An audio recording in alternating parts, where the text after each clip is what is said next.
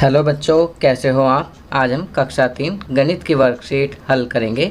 उप विषय लंबा और छोटा। तो चलिए वर्कशीट हल करते हैं। प्रश्न 1, इस मेज़ पर इसी पैटर्न में कितनी किताबें और रखी जा सकती हैं। तो बच्चों आप देख सकते हैं कि यहाँ पर 3 किताबें मेज़ पर पहले से ही रखी हैं और पूछा गया है कि इसी पैटर्न में और कितनी किताबें रखी जा सकती हैं। आप इसी पैटर्न में अगर और किताबें रखेंगे तो यहाँ हम 3 और किताबें यहाँ रख सकते हैं। देखिए यहाँ 1, 2, 3, तो यहाँ पर इसी पैटर्न में 3 किताबें और रखी जा सकती हैं। चलिए आगे बढ़ते हैं। प्रश्न 2, इस तार पर कितनी कमीज़ें और टांगी जा सकती हैं। तो बच्चों आप देख सकते हैं यहाँ पर तार पर पहले से ही एक कमीज़ टंगी हुई है और प्रश्न में पूछा गया है कि इस तार पर और कितनी कमीज़ें टांगी जा सकती हैं, अर्थात इस कमीज़ के अलावा और कितनी कमीज़ें हम यहाँ पर टांग सकते हैं।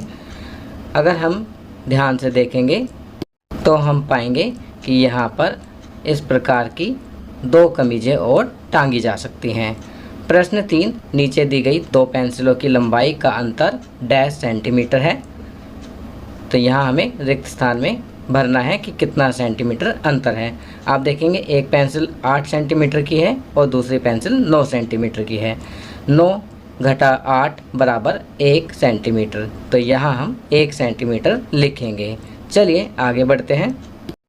प्रश्न 4, यह चम्मच डैश सेंटीमीटर लंबी है। अब आप देख सकते हैं यहाँ पर एक चम्मच दी गई है।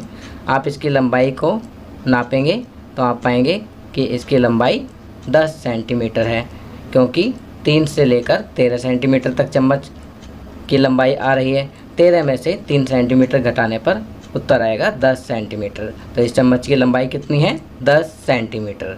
चलिए आगे बढ़ते हैं। प्रश्न 5, लड़के तथा लड़की की ऊंचाई ज्ञात करो और निम्नलिखित प्रश्नों के उत्तर दीजिए। चलिए लड़के और लड़की की ऊंचाई ज्ञात करते हैं और पूछे गए प्रश्नों के उत्तर लिखते हैं। आप देख सकते हैं चित्र में एक लड़का और एक लड़की दिखाई गई है। लड़के की लंबाई लगभग 80 सेंटीमीटर है और लड़की की लंबाई लगभग 100 सेंटीमीटर है। तो यहाँ पर पूछा गया है कौन ज़्यादा लंबा है। तो यहाँ हम लिखेंगे लड़की।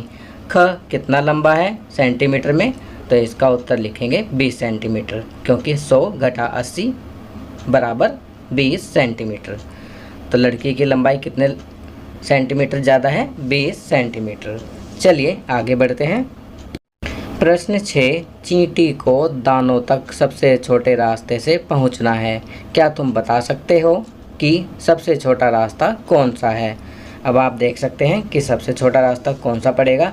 क नहीं, यह लंबा है। ख रास्ता यह भी लंबा है।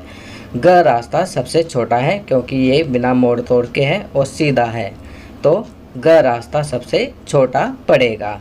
चलिए आगे बढ़ते हैं। जीवन कौशल दान।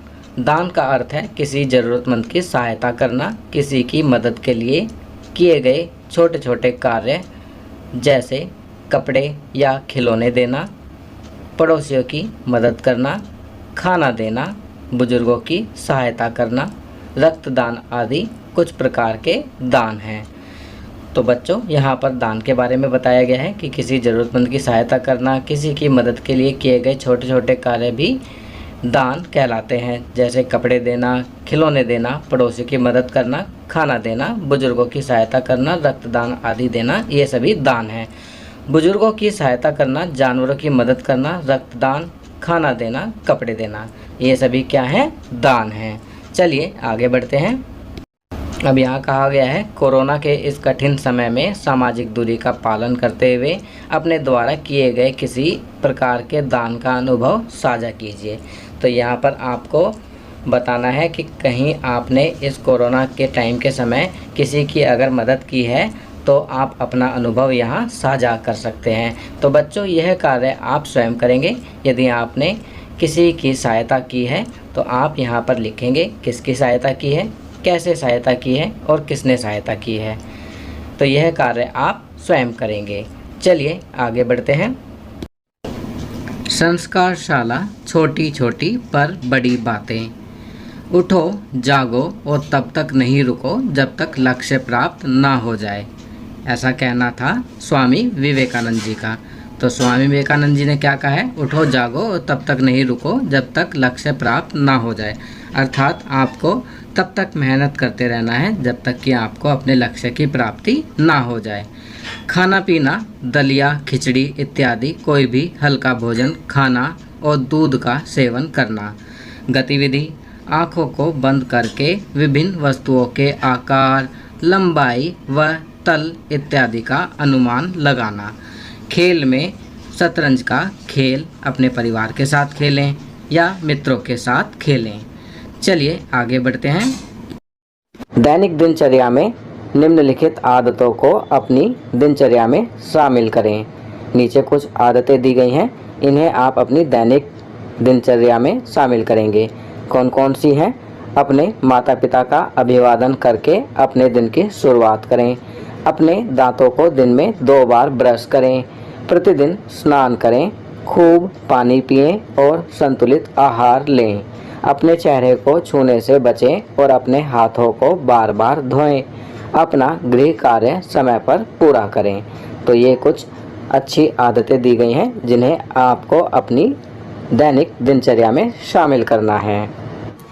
तो बच्चों, ये वर्कशीट यहाँ कंप्लीट होती है। अगर ये वीडियो आपको अच्छी लगी तो इसे लाइक एंड शेयर ज़रूर करें। अन्य विषयों पर बने हमारे लेटेस्ट वीडियोस को देखने के लिए चैनल को सब्सक्राइब करना ना भूलें और देखते रहिए हमारा channel knowledge kingdom. Thank you.